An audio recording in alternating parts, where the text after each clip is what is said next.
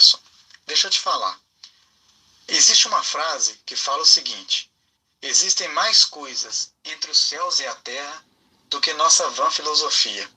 O que você me diz sobre isso? Você acredita em algo que não pode ser quantificado? Você acredita em algo sobrenatural? O que você me fala sobre isso? Muito obrigado, uma boa noite para você. Kleberson, muito obrigado. Que tem muita coisa que não pode ser quantificada, sem dúvida alguma, né? Se eu pensasse que tudo já foi definido, quantificado, se os seres humanos sabem de tudo, não haveria razão mais para pensar, para intuir, para evoluir a ciência, nada, né? A gente simplesmente estaria estagnado na presunção, na arrogância dos nossos pensamentos. Os meus sentidos são absolutamente limitados e o que eles podem capturar é mínimo. Eu, por exemplo, sei que aqui, enquanto eu falo contigo, tem um monte de micróbios, de seres que não são capturados pelos meus olhos, mas que estão presentes. Se eu conseguir botar uma lupa muito poderosa aqui nessa acústica, é possível que eu veja um ácaro, por exemplo, né? Eu não tenho consciência de toda a vida que ocupa o espaço onde eu estou. Eu vejo muito pouco, eu ouço muito pouco. Quando um cachorro ou um gato ouve e para e percebe um som distante, eu muitas vezes sei que eu não estou percebendo, mas isso não quer dizer que eu consigo capturar todos os sons mais sutis, mais silenciosos que fazem parte desse ambiente. Da mesma maneira o cheiro, da mesma maneira as ideias. Até onde os meus pensamentos podem ir? Primeiro que eu tenho consciência de que meus pensamentos são pouco usados, de todos nós. Existe um mito, e isso é um mito de que o ser humano é só capaz de usar 10% do seu cérebro. Eu não sei quantos por cento, porque eu não sei qual é 100% do nosso cérebro. Mas eu reconheço que a gente usa menos do que poderia usar. É só você se aquietar um pouco que você começa a intuir, você começa a perceber, né? Às vezes você fala com alguém e de alguma maneira captura, sem que isso passe pela sua consciência e pelos seus sentidos, até o pensamento da outra pessoa. Pensamentos são impulsos elétricos. A tecnologia hoje chegou perto até de poder ler mentes. Há brinquedos que são movidos pela força da mente, né? Então, a própria ciência denuncia o quanto a gente tem ainda para avançar, para descobrir, para caminhar. Um dia tudo isso vai ser compreendido? Eu acho que não. Eu acho que a ciência nunca vai chegar num ponto final. Quando você fala, e aí você faz um pulo. Então, se há algo que não se explica, se há muito mais mistérios entre o céu e a terra, você acredita que há algo sobrenatural?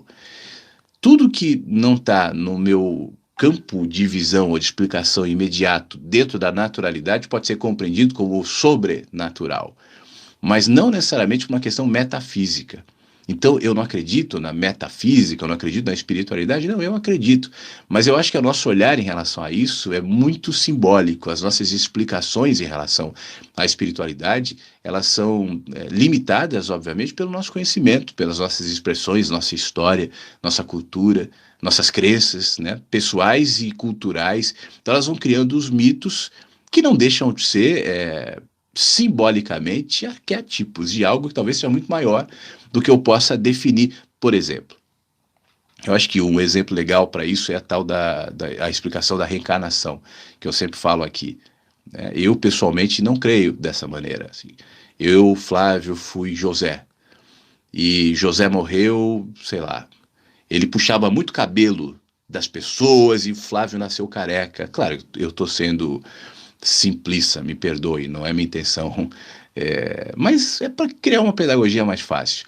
Aí Flávio viverá e nascerá adiante, fulano de tal. Eu não acho que essa linearidade, já expliquei as razões, né, relacionadas a uma percepção até em relação ao tempo e ao espaço, que dentro da gente existem de outra maneira, aliás, dentro da gente nem tem tempo e nem espaço, né?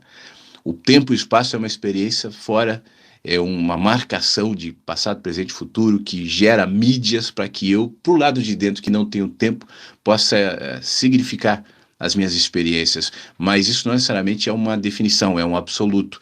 Mas existem experiências que podem ser interpretadas como tal, como alguém, por exemplo, que diz, olha, eu acordei em determinada manhã falando em russo. Eu não sei falar em russo, nunca fui à Rússia. Mas eu falei em russo e perto tinha, por coincidência, alguém que entendia russo, que descreveu ou transcreveu o que eu disse e ao transcrever, narrou um cenário, uma pessoa, um momento na história, tal, que foi pesquisado e realmente se reconheceu que houve, inclusive a pessoa. Então, logo eu concluo, você foi aquela pessoa, né? Essa é uma conclusão. Existe um fenômeno, mas o fenômeno não necessariamente é essa conclusão. Eu estava essa semana, não me lembro onde é que eu estava ouvindo isso, não me lembro, era uma pessoa espírita, eu acho. Enfim, falando sobre os movimentos sobrenaturais da vida, e, enfim, dizendo, olha, isso tudo é óbvio que aponta para aquilo, isso tudo é, já que é assim, então é assado. Então, por que está acontecendo dessa maneira? Porque Deus não faria de outra. E vai se criando uma série de crenças, né, que podem nos contemplar, elas podem se conectar às nossas ideias, mas não necessariamente ao que é a vida, o que é o mundo. Pessoalmente, eu acredito sim que há muito mais mistérios entre o céu e a terra do que nossa vã filosofia, o texto de Shakespeare, né, em Hamlet. De qualquer forma, eu acho que realmente a nossa filosofia é vã, né? E a gente pode simbolicamente tentar explicar, e aí entra nessa história. Eu não posso explicar, não sei o que é, logo é sobrenatural. Ao dizer que é sobrenatural, eu já criei uma explicação, já fiz ali uma definição. É um espírito, é Deus, é um santo, é um não sei o quê, e já trouxe do campo do desconhecido e do mistério, onde muitas vezes as coisas deveriam permanecer, para um campo do conhecido e da explicação. E aí sempre haverá alguma religião, alguma cultura, alguma ideia, algum livro, enfim, que vai ter definições para aquilo que talvez não tenha, né? O exemplo mais fácil que eu costumo dizer, por exemplo, cai um celular no meio de um formigueiro e as formiguinhas vão chegar em volta daquele celular, vão tentar explicar o que é o celular, mas elas não têm parâmetros para isso.